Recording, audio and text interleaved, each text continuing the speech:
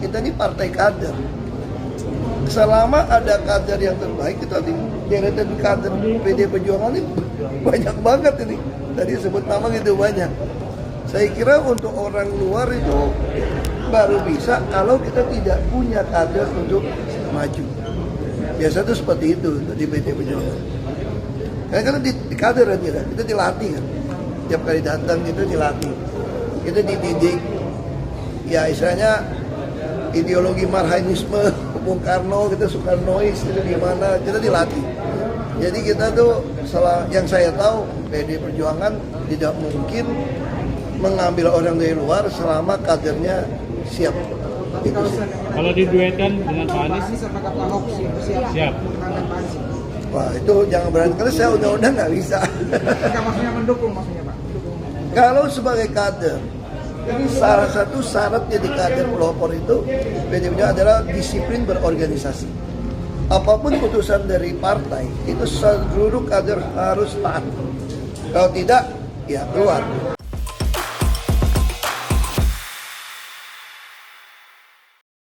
Setelah PKS jaga jarak dari Anies Baswedan, sekarang muncul spekulasi baru bahwa Anies akan segera merapat ke PDIP. Seorang pegiat media sosial, Denny Siregar, menyatakan itu di akun X yang kemudian dikutip oleh media massa online. Pernyataan Denny itu sebenarnya hanya menguatkan narasi dalam media yang dia sebarkan. Isinya, Anies siap bergabung dengan kelompok manapun yang menentang nepotisme dan kolusi. Ini sebenarnya adalah sinyal dari Anies bahwa dia siap bergabung dengan partai apapun yang mau mengusung dirinya.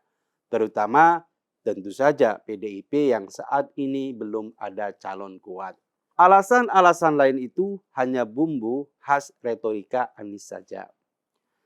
Sebelumnya, Ahok telah membuat semacam blokade bagi langkah Anies untuk merapat ke PDIP.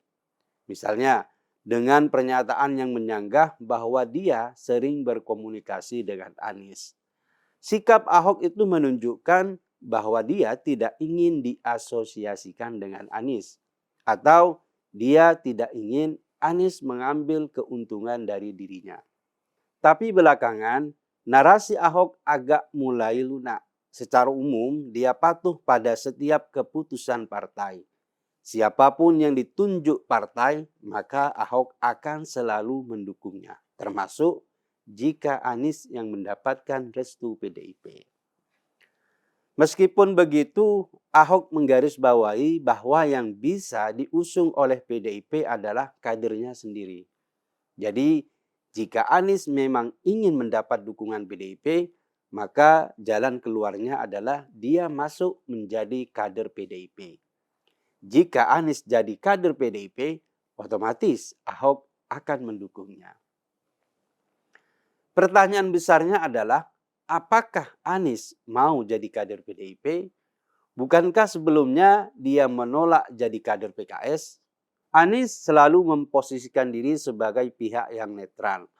Kalau dia sampai merobohkan sendiri prinsipnya itu, maka mungkin dia sudah tidak punya jalan lain. Langkah putus asa ini memang bisa jadi jalan keluar. Lagi pula, sebenarnya Anies juga bukan orang yang dikenal teguh memegang komitmen. Di satu waktu, dia bisa berdiri dalam barisan kelompok liberal dan pro-demokrasi, tapi di sisi lain, dia bisa bergandengan mesra dengan Rizik Syihab dan mengumbar narasi pemecah belah. Artinya, opsi untuk masuk jadi kader PDIP besar kemungkinan akan jadi tiket terakhir Anies. Karena waktu pendaftaran Cagup Jakarta tinggal sebentar lagi akan selesai. Jika Anies tidak ikut kontestasi kali ini, namanya akan tenggelam. Peluangnya untuk kembali nyapres 5 tahun mendatang akan hilang. Tapi kemudian muncul pertanyaan lanjutan. Apakah PDIP mau memberikan toleransi pada sikap Anies sebagai bapak politik identitas? Perseteruan politik antara Ahok dan Anies memang bisa diselesaikan dengan perintah ketua partai. Kalau Megawati memberikan perintah untuk rekonsiliasi dengan Anies, pasti Ahok akan melakukannya. yang sulit untuk didamaikan adalah soal ideologi partai.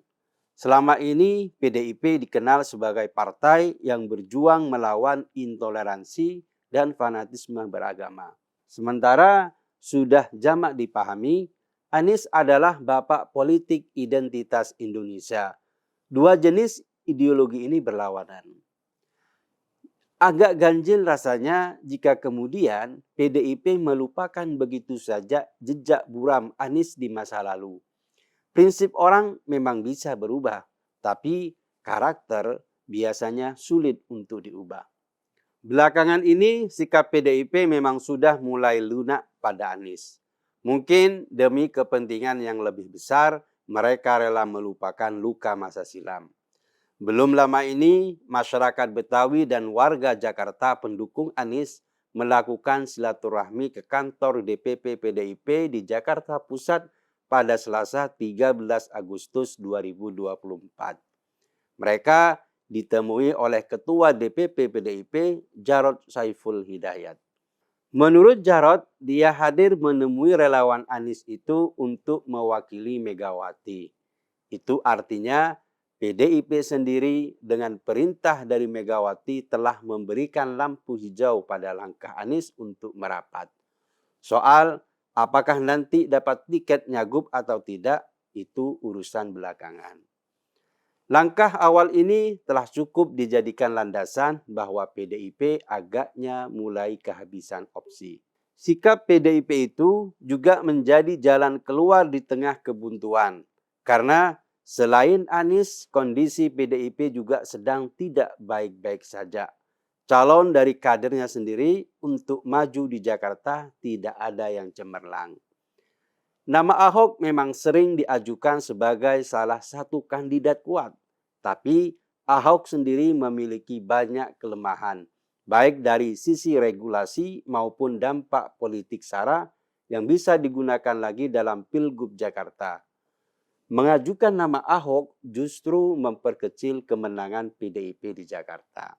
Maka dari itulah nama Anies mungkin bisa dijadikan pilihan, meskipun harus dilakukan sambil menutup mata. Jika dua kelompok yang sedang menghadapi jalan buntu itu membentuk koalisi, bisa jadi Anies masih ada peluang untuk bertarung dalam Pilgub Jakarta kali ini. Kemudian 5 tahun mendatang, fajar baru bagi Anies akan muncul kembali. Tapi apapun keputusan Anies dan PDIP, semoga saja itu tidak berakhir dramatis seperti kisah PKS. Setelah pecah kongsi, pendukung Anies ramai-ramai menyerang PKS. Padahal sedikit banyak Anies dan PKS memiliki banyak kesamaan. Ceruk pendukung Anies juga adalah pemilih PKS. Pilgub Jakarta yang awalnya anyep dan datar saja tiba-tiba mulai penuh kejutan. Pertarungan di Jakarta mungkin saja akan kembali dramatis seperti 2017, meski tanpa politisasi sara. Masing-masing kelompok sedang mengatur langkahnya. Kita tunggu saja puncak pertarungannya.